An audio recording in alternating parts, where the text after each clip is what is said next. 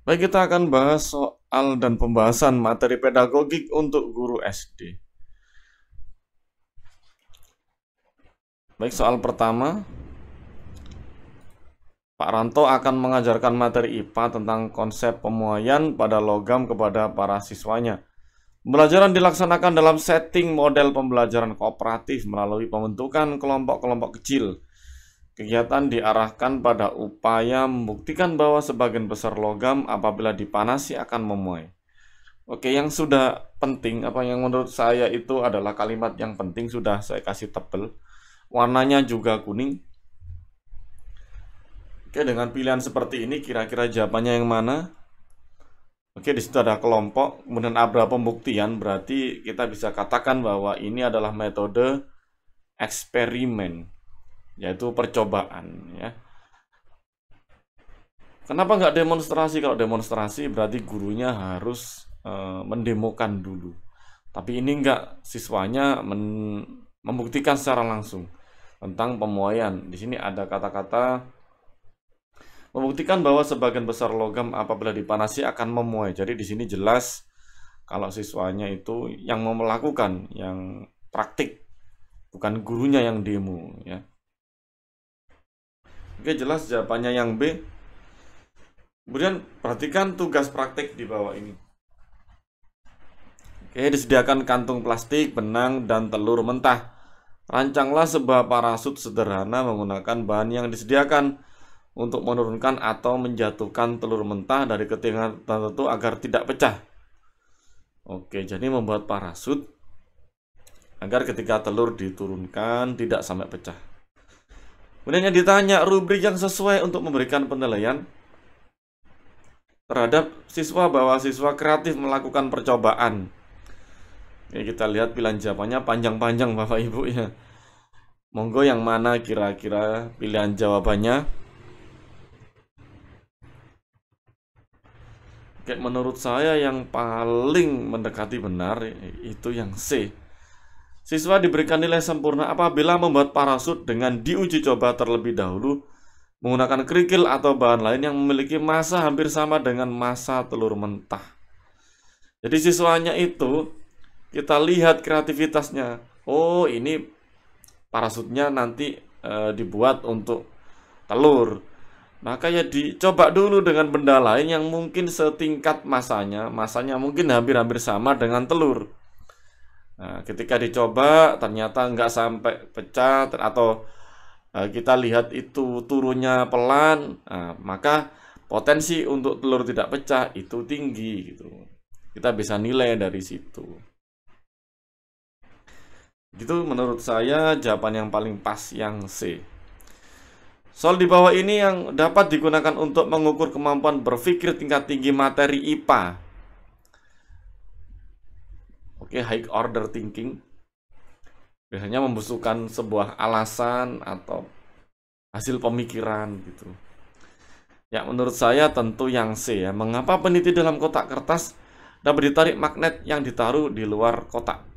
Nah, ini akan memberikan mereka untuk bisa berargumen, bisa bernalar, bisa memberikan berbagai macam pendapat yang masuk akal untuk mereka. Tidak membutuhkan satu dua jawaban yang benar, tapi melatih mereka menalar. Berbeda dengan pertanyaan yang lain, benda-benda apa sajakah? Ini kalau kita lihat di taksonomi Bloom masih C1. Apalagi yang apa yang kalian ketahui tentang gaya magnet ini juga masih C1, C2. Sebutkan juga C1, apalagi yang E yang masih berkutat pada pemahaman, ini juga C1. Jadi yang paling high order thinking adalah yang C. Ini ada materi gelombang bunyi sekaligus ingin melakukan PTK. Pada pembelajaran yang pernah dilakukan, banyak siswa yang tidak dapat mencapai KKM. Ia bingung masalah apa yang hendak diangkat dalam penelitian. Oke, materi gelombang bunyi KKM. Contoh pertanyaan yang dapat membantu Bu Santi mengidentifikasi masalah PTK. Oke. Mana Bapak Ibu kira-kira yang membantu identifikasi masalah PTK? Ya, menurut saya paling cocok yang B. Apa strategi pemberian tugas dan jenis bahan pelajaran yang diberikan dalam pembelajaran gelombang bunyi cukup menantang siswa? Nah, seperti ini. Nanti dari sini kita akan bisa mengidentifikasi masalah PTK-nya gitu. Apakah menantang siswa? Selanjutnya, untuk menyelidiki pengaruh sinar matahari terhadap pertumbuhan tanaman. Oke. Pasti ada variabel di sini ya, variabel terikat, variabel kontrol, kemudian variabel apa satunya itu ya. Kontrol terikat, satunya apa ya Bapak Ibu, saya lupa itu. Yang satu kan kontrol dibuat sama, terikat itu ada manipulasi, sorry, ada manipulasi, terikat sama kontrol ya. Oke, mungkin bisa diingat-ingat lagi kalau variabel kontrol itu yang kita buat sama. Kita buat sama dalam percobaan. Misalkan ini nih, kita baca ini dulu dah.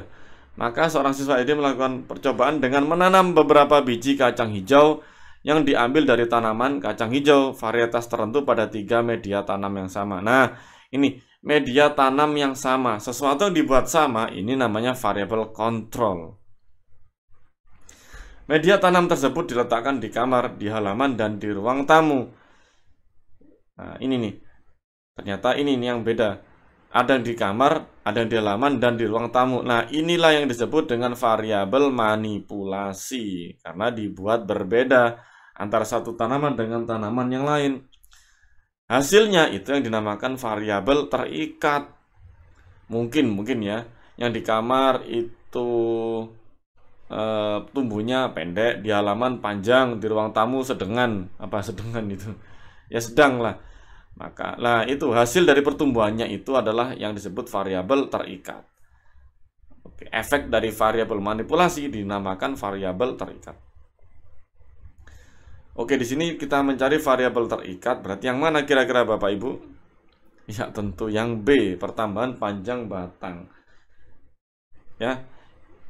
Hasil dari efek yang berbeda, hasil dari perlakuan yang berbeda itu dinamakan variabel terikat. Oh, di kamar mataharinya sedikit, di halaman mataharinya banyak sinarnya, di ruang tamu agak sedang. Nah, nanti dari jumlah sinar yang masuk ke tanaman ini bisa kita amati.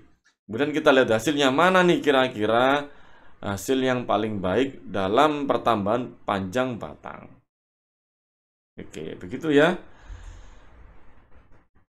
Pak Sandi melakukan pembelajaran dengan menerapkan pendekatan whole language. Berikut ini adalah langkah inovatif utama yang dilakukan Pak Sandi. Whole language. Ya, bisa diingat-ingat dulu whole language.